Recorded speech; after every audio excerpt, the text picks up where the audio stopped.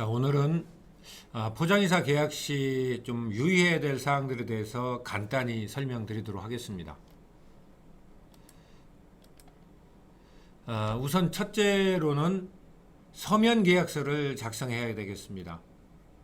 포장이사 서면 계약서에 서명 날인하고 이때 그 계약서 뒤에는 계약 전에 견적했던 견적서를 첨부해야 구체적인 이사화물 목록을 알 수 있기 때문에 반드시 견적서는 계약서 뒤에 첨부한 이후에 계약을 하시면 좋겠습니다.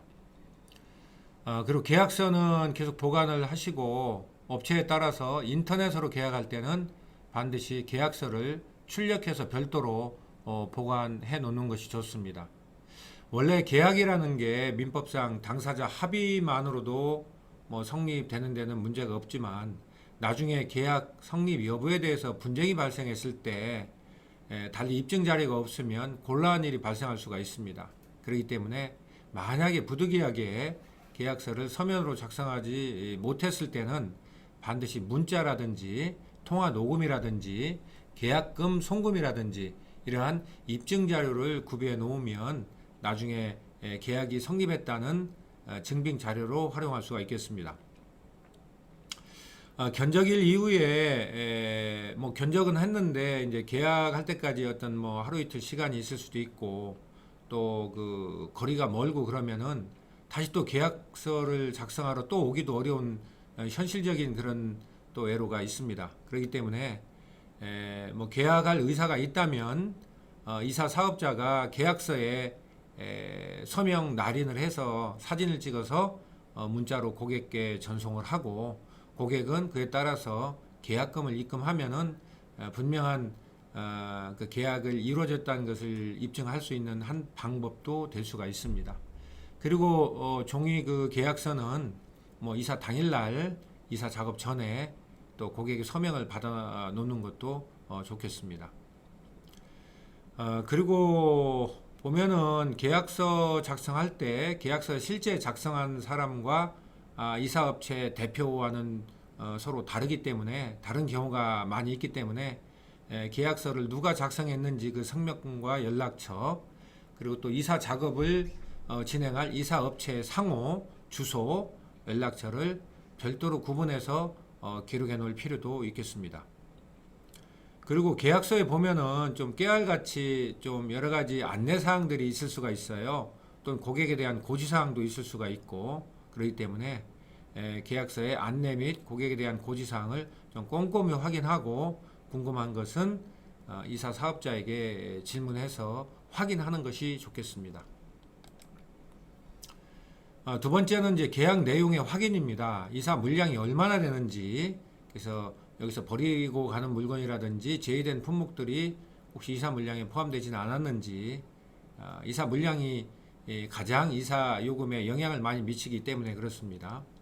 그 다음에 투입 차량 및 인원, 차량이 어떤 종류의 차가 올 것이고 몇 대가 오는지, 그 다음에 남자 몇 명, 여자 몇 명, 인원은 몇 명이 오는지, 그 다음에 사용할 장비, 사다리차를 사용할 것인지 엘리베이터를 사용할 것인지, 그리고 이것은 현재 살고 있는 주거뿐만 아니라 이사 갈 도착지, 앞으로 이사 갈 집의 상황도 고려해서 사다리차를 사용할 것인지 엘리베이터를 사용할 것인지 다 확인할 필요가 있고 거기에 적합하게 표기가 됐는지 확인할 필요가 있습니다.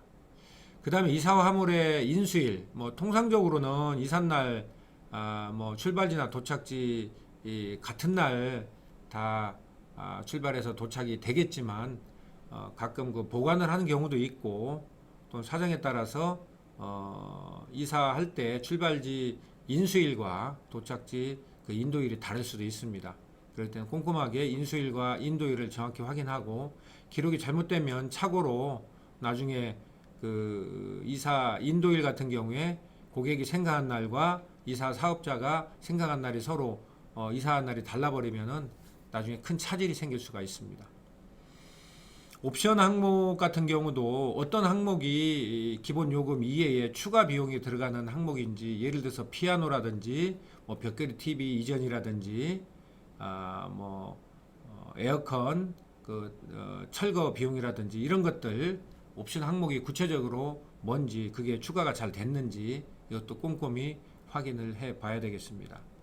그 다음에 그 계약 과정에서 특약 사항들, 특히 이제 고객이 특별히 당부한 사항들은 계약서 여백에 반드시 기록을 해서 그 약속 사항이 나중에 이행이 되는지 확인할 필요가 있고요.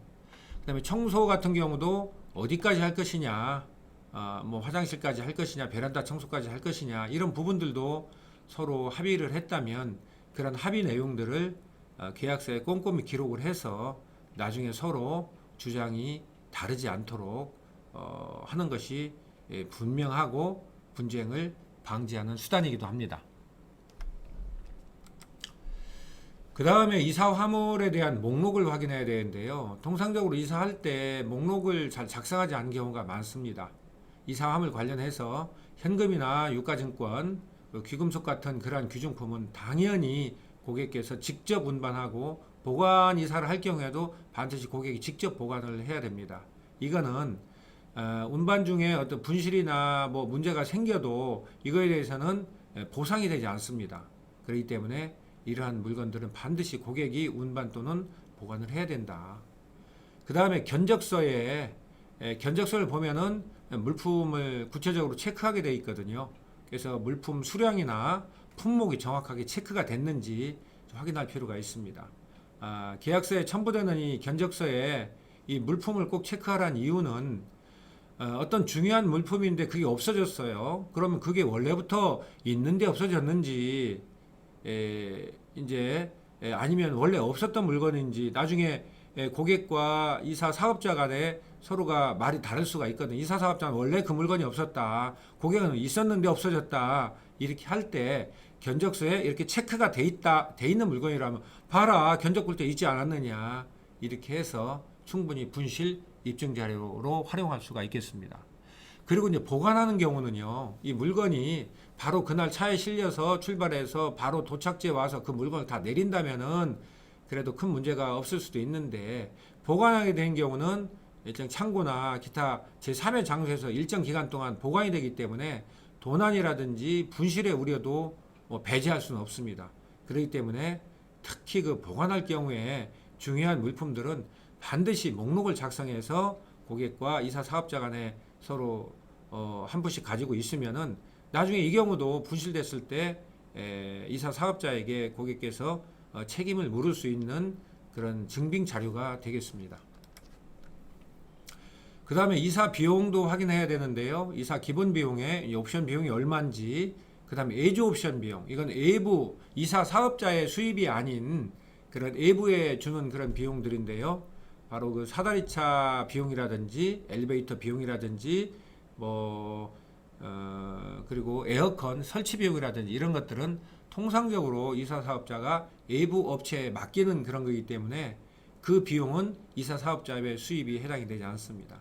다만 이제 사다리차의 경우에는 이사 사업자가 직접 보유한 경우도 있고 보유하지 않은 경우도 있는데 이사 사업자가 보유하지 않고 사다리차 업체를 불러서 하는 경우에는 당연히 이 사다리차 비용은 이사 사업자 수익이 아니기 때문에 고객께서 사다리차 기사에게 별도 지급하는 게 원칙입니다. 통상적으로 엘리베이터 비용은 관리실에 그 납부를 하기 때문에 이사 비용에서 별도로 또 추가로 들어간다고 보시면 되겠습니다. 계약금은 통상적으로 이사요금의 10%를 지급을 하고요. 10%보다 많이 지급하든 적게 지급하든 계약의 필수 요건은 아닙니다. 그 추가 요금이 이제 이사 비용 관련해서요. 견적 보고 그 기준에서 계약을 맺었는데 이사 당일날 추가 요금을 요구하거나 물량이 생각했던 것보다 많다거나 이렇게 해서 추가 요금을 요구할 수도 있는데요.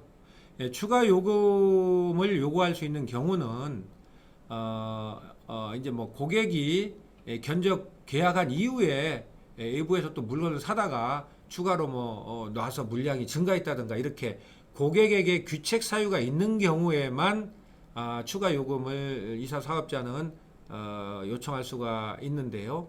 이사 사업자가 와서 견적을 잘못 봐서 예를 들어 5톤 한 대면 충분할 걸 생각했는데 5톤 한 대로 안 되고 막 6톤이 됐다든가 7톤이 됐다든가 이럴 경우에는 고객에게 귀책 사유가 있는 게 아니기 때문에 추가 요금을 요구할 수가 없습니다. 그래서 더 분명하게 하기 위해서 추가 요금이 없으면 없다 해서 이 견적 금액에 추가 요금이 일체 없다 이렇게 계약서에 기재해 놓는 것도 좋은 방법이라고 하겠습니다. 그 다음에 이사 요금을 어떻게 결제할 것인지, 뭐 현금 지급할 것인지, 계좌 이체를 할 것인지, 아니면 신용카드 결제할 것인지 이런 부분들도 계약할 때 미리 확인을 해서 기재해 놓는 것이 좋겠고요. 그 다음에 이러한 결제하고 나서 현금이나 계좌 이체의 경우에는 뭐 현금 영수증 발급한다 이런 부분들도 사전에 명확히 해놓으면은 나중에 이사 작업 완료 후에 대금 결제 과정에서 서로가 좀 불편한 일이 발생하지 않겠습니다. 마지막으로 그 AS 관련해서 좀 사전에 계약 당시에 확인할 게 있는데요. 파손 우려가 높거나 또는 분해 조립이 필요한 이런 물건들에 대해서는 반드시 이사 사업자에게 미리 고지해 놓을 필요가 있습니다. 그리고 분실 우려가 좀 크다, 이런 중요한 물품이다, 이런 것 같은 경우는 미리 견적 당시 또는 이사 당일날 사진 촬영해서 보존을 해놓게 되면은 이 부분도 분실됐을 때 있었던 이사 당시에 있었던 물건이라는 것을 입증할 수 있는 자료가 되겠습니다. 그리고 파손 또는 분실됐을 때 보상 기준이 뭔지 이런 것들은 대개 보면은 통상적으로 이 사항을 표준 약관에 의해서 처리되긴 하지만은 이거는 당사자의 약속에 따라서 또는 당사자의 특약에 따라서 얼마든지 바뀔 수가 있는 사항이거든요. 그래서 구체적인 그런 보상 방법이 어떻게 되는지 계약서에 명시하거나 또는 별도의 약관을 요구하는 것이 좋습니다. 그 다음에 이제 손해배상이 발생했을 때요, 통상적으로는 이사 사업자가 이사를 직접 수행한 사업자가 배상하는 게 다 원칙입니다. 이거는 프랜차이즈 업체가 됐든 인터넷 플랫폼 업체가 됐든 개별 업체가 됐든 직접 이사를 수행한 그 이사 사업자가 직접 그 배상하는 게 원칙이고, 프랜차이즈 업체라든지 플랫폼 업체가 배상하는 게 아니라는 점, 그런 부분 좀 참고해 주시면 좋겠고요. 그 다음에 이 이사 사업자가 보험에 가입했는지 이 여부도 아주 중요합니다.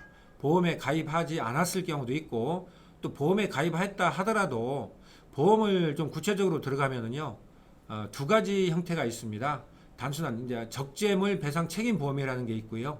그 다음에 손해배상 책임 보험이 있는데, 단순한 적재물 배상 책임 보험이라고 하는 것은 이사 화물을 싣고 차량으로 운반하다가 이제 운송하다가 어떤 차량 사고가 났을 때, 그때 차량 사고로 인해서 발생한 어떤 파손이나 훼손 이런 거에 한해서 보장하는 게 적재물 배상 책임 보험입니다.